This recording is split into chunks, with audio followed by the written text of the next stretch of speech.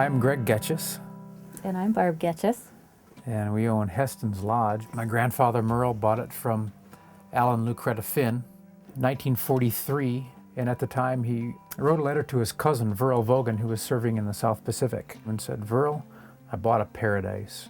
The business was my parents' business, and I always dreamed of running it. I spent every summer of my life up here.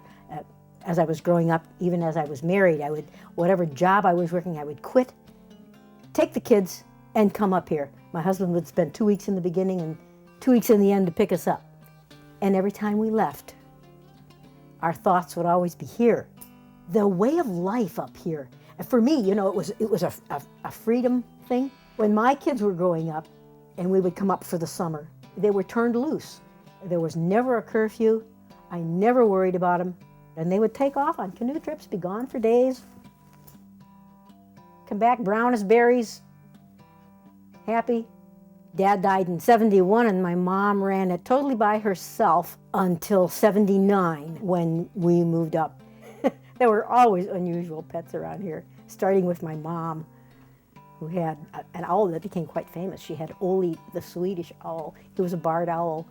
People thought he was a stuffed animal up in the porch. He'd sit up in one corner and just stare at people as they came in. It just scared bejesus out of them when he'd fly down and swoop over their heads. Trained him with a little mouse on a string. She would actually tie fishing line around their tails and kind of jerk it around a little bit and try to make it appear alive and get the owl to pounce on it. We had to kind of push him out. He came back in the morning and pounded on the door with a mouse in his mouth, letting my mom know that he could do it.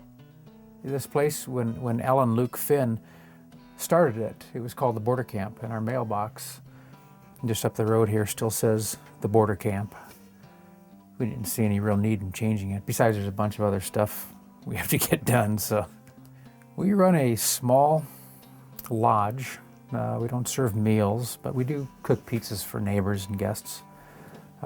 It's mostly just, we have 6 cabins, housekeeping cabins. To say we're sort of a do-it-yourself kind of place. We don't have planned programs, but we invite people to join in with us in doing whatever we happen to be up to at the time. Pizza and bread is a good example. We've got, 60 kilometers of ski trails. And snowshoe trails are pretty much unlimited. You can just go wherever you want to make your own trails, follow deer trails. Beautiful trails, a lot of change in terrain, a lot of overlooks. My grandmother would ski into her 80s. It's been an absolutely phenomenal life for me, and I feel truly blessed. It is a paradise. It is.